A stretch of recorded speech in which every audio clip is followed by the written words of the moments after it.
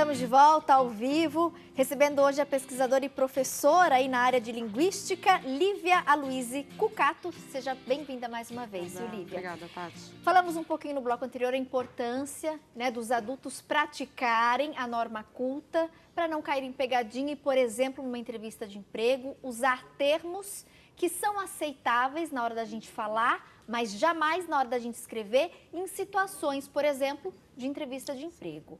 Esse bloco eu queria fazer uma alerta também para os pais, né, Lívia? Porque a gente percebe muito essa questão da influência da tecnologia, os aplicativos, por exemplo, WhatsApp, rede social, a gente abrevia muita coisa. Sim. E aí as crianças tendem a fazer essas abreviações também dentro da sala de aula. E isso é um perigo. Sim, é inevitável. O seu filho vai fazer abreviações, ele vai escrever gírias. Isso é natural da linguagem. Ela permite isso. Porém, a escola é o lugar em que ele vai aprender a norma culta.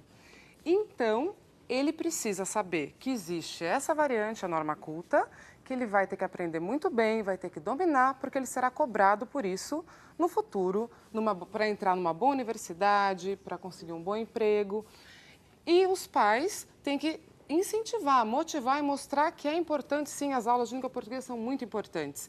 E que ele possa ser livre para falar gíria quando ele quiser, mas que ele saiba em que situação ele pode falar gírias e que situação ele não pode. Para quando ele crescer, de repente, ele não for excluído numa entrevista de emprego. Sim, porque a linguagem exclui. Se você comete muitos desvios, se você mostra que não tem destreza, não tem domínio da língua, você pode perder aquela posição facilmente para outra pessoa que domine. E que frequentou todas as aulas de língua portuguesa e levou com afinco. Adorei. Lívia, recentemente, não tão recentemente, né? Mas nós tivemos aí a mudança, né? Algumas regrinhas gramaticais. Eu confesso que eu, como jornalista, tive muita dificuldade. Sim. Porque aprendi, por exemplo, ideia sem acento, né, gente? Caiu o acento de várias palavras, sim, estreia. E eu escrevo mais com aquele sofrimento e aquela sensação de que tá errado, mas aí caiu o acento. E às vezes muitas pessoas em casa também percebem isso. Sim. A impressão que eu tive é que eu desaprendi, mas é que na verdade mudou, né, algumas regrinhas. Mas como a gente lidar com essa situação? Então, essa mudança foi para unificar a língua portuguesa em relação aos países que falam a língua portuguesa. O principal, Portugal e Brasil. E existiam algumas diferenças, né? De acento principalmente. Hífen e acento, né? Hífen e acento, sim, a trema caiu, por exemplo, alguns acentos de ditongos abertos, aí você falou ideia, aberto. Ideia.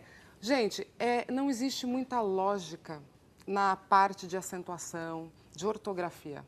Não é que nem na parte de análise morfológica, análise sintática, não tem muita regra, assim, não tem muita lógica. Então, é memorização, sim. Essa é a única parte da gramática que a gente tem que se habituar a usar. Então, ainda está na dúvida? Consulta, tem várias tabelinhas online super interessantes. E depois você vai se acostumando. A leitura também faz com que você internalize as coisas. Então, ler é muito importante e consultar um manual, uma tabelinha, porque não existe assim, essa regra serve para todos os casos. Não é assim, porque ortografia é algo um pouco, digamos, aleatório, não é lógico. E buscar sempre esse conhecimento, né? Sim, aprimorar esse conhecimento. Gente, vamos atrás.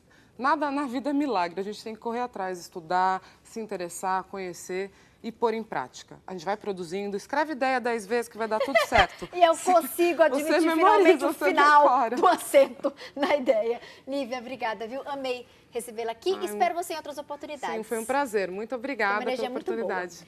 E olha, meus amores, vou fazer um intervalo rapidinho e na sequência a gente volta com mais uma sugestão de artesanato. Não sai daí, até daqui a pouco.